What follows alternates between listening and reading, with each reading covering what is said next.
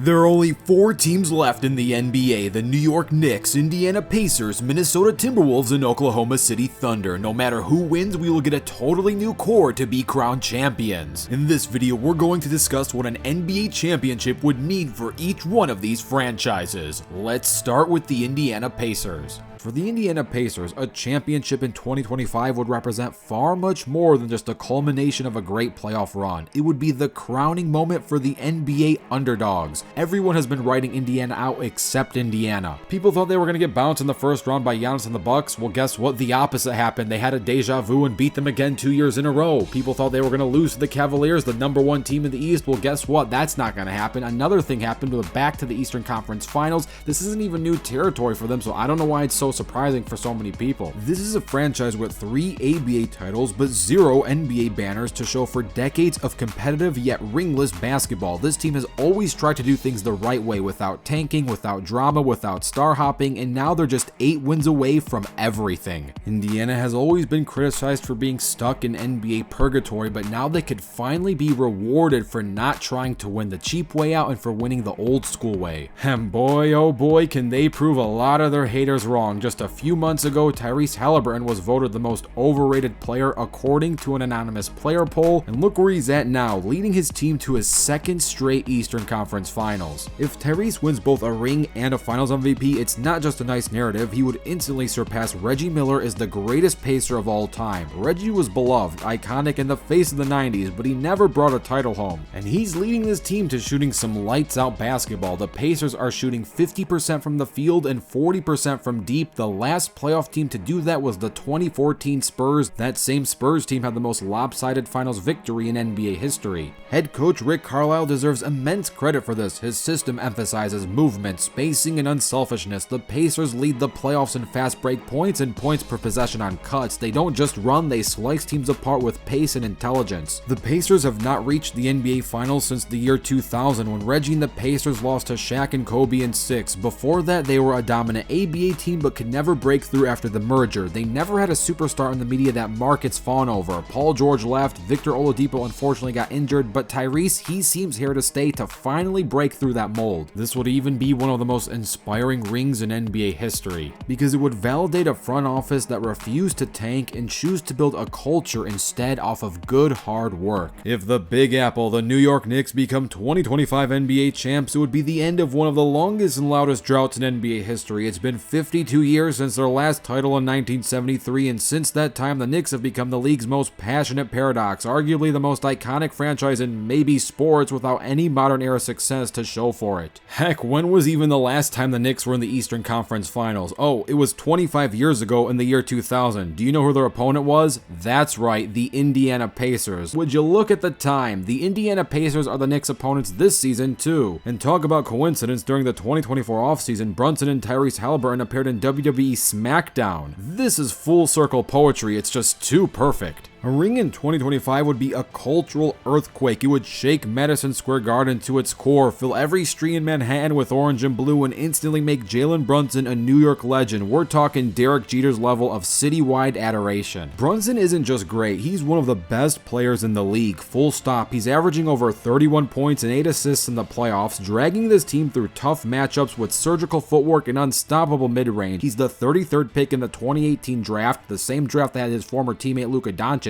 and he's outplaying him statistically in the playoffs. This isn't a fluke, it's a coronation. But he's not doing it alone. We gotta talk about Karl Anthony Towns, who was traded from Minnesota for Julius Randle. Cat has found new life in New York. Just take a look at this photo. This is the photo of a man who can mesh well with any guy. Towns is shooting 39% from 3 in the playoffs, pushing slower bigs, and finally playing with poise under pressure. If he wins Finals MVP somehow, some way, he could become a top 5 Knick in just one season. That's kinda crazy to think about. Even though Finals MVP would most likely go to Jalen Brunson if they win, but never say never, Cat has been playing great. But this team would be nothing without its defense, and most specifically its defensive anchors such as Mikal Bridges and OG Anunoby, forming one of the best defensive wing duos in the NBA today. Top it off with Tom Thibodeau evolving too. The man known for grinding his stars to the ground has adapted to light rotations, but smarter minute distribution and better late game play calling. Let's be honest, if the Knicks win it all, it might be the most celebrated championship of the 2020s decade, and historically Historically, it would rewrite the record books from the Nate Robinson era, the Linsanity Brief era, the Carmelo Anthony era, and now we are in a new era where the Knicks might actually be champions. It's bigger than basketball, it's about the soul of New York City. The Minnesota Timberwolves are chasing a storybook ending to a 36-year saga as one of 10 NBA franchises to never win the title. Minnesota's drought since their founding in 1989 is tied with Orlando's drought. Their brief dances with destiny came in 2004 and 2024. The big-ticket Kevin Garnett carried this franchise to a Western Conference Finals in 2004, and Anthony Edwards did something similar last season. This season, he's aiming for something different. A championship in 2025 wouldn't just end the suffering, it would crown a new franchise that lived at the bottom for many decades, proving that yes, small market teams can rewrite their own future by drafting smart. It would also continue the NBA's recent streak of parity. A Timberwolves title would make 7 different championships in 7 seasons. This hasn't happened in over 40 years, and this team isn't a fluke.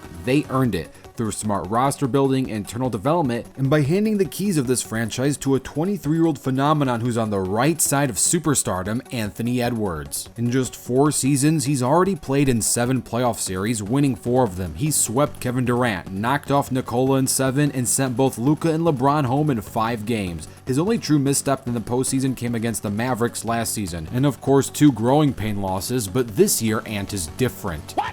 He's not just producing, he's controlling the tempo, leading the locker room, and closing games. If he wins a ring by age 24, he leapfrogs the development timelines of so many other greats like Jordan, LeBron, and Kevin Durant. He would be on pace with Dwayne Wade's 2006 ring as Wade won that one at the age of 24. He's also on pace to break Steph Curry's all-time three-point record, but that's a totally different impact on his legacy than winning a ring. Kevin Garnett himself said that Ant reminds him of a young 84 Jordan, and his opinion should mean a lot to you as he's the only NBA player to face both the 73-9 Warriors and the 72-10 Bulls. If he wins a ring this season, he wins one before Luka, he wins one before Donovan Mitchell, before Zion Williamson, and before his former teammate Karl Anthony Towns. Speaking of which, the Wolves management faced a lot of criticism for pulling off that trade. The Cat era came to an end, and adding Julius Randle to his roster came with a lot of question marks for the fans. Questions that were answered early on and with great answers. The same could be said for the addition of Rudy Gobert, who was once clowned for his playoff struggles, is now anchoring one of the best defenses in the league, protecting the rim, switching more effectively, and thriving in a role that doesn't ask him to do much but to do what he's needed to do. And Naz Reid, he's already the GOAT, he's got nothing to prove. And yes, the Wolves are a 6th seed, but don't let that record fool you. Only one team in NBA history has ever won a title as a 6th seed, being the 1995 Houston Rockets led by Hakeem Olajuwon, and just like those Rockets, the Timberwolves are defying the odds. A 6th seed winning it all would be historic. It would be symbolic. It would say we have arrived. A championship parade down Hennepin Avenue would mean this is no longer the Minneapolis Lakers shadow. The Wolves can finally step out in the daylight and no longer hide under the moon. The Oklahoma City Thunder have gone from a rebuild to a revolution. With a 68-14 regular season record, the best point differential in NBA history at a plus 12.9, and a top 2 all-time net rating just under the 72-10 Bulls, this Thunder squad isn't just young and fun, they're one of the most statistically dominant teams in league history.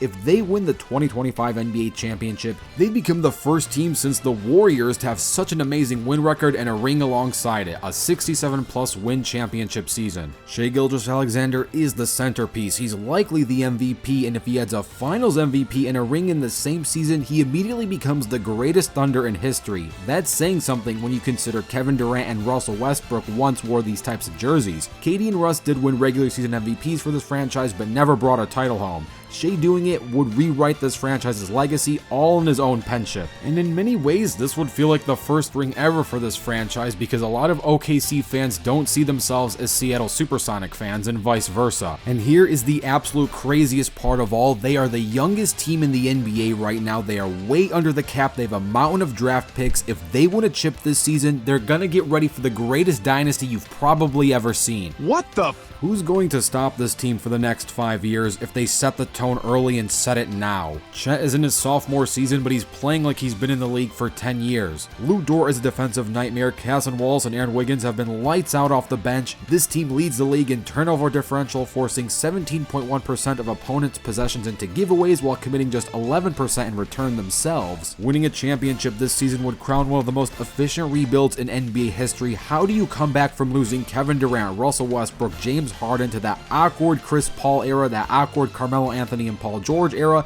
and now in the Shea era, it really looks like there is a dynasty upon us. Sam Presti could be a modern-day Red Auerbach. A Thunder ring in 2025 wouldn't be a title, it would be a takeover. So here is what an NBA championship would mean for each franchise's legacy. Let me know in the comments below who you think's gonna win the title, who you think needs it the most, and who has the smallest window. Don't forget to dunk on that like button and subscribe with notifications turned on. I'm Rebound Rewind, and I'll fast forward to you later.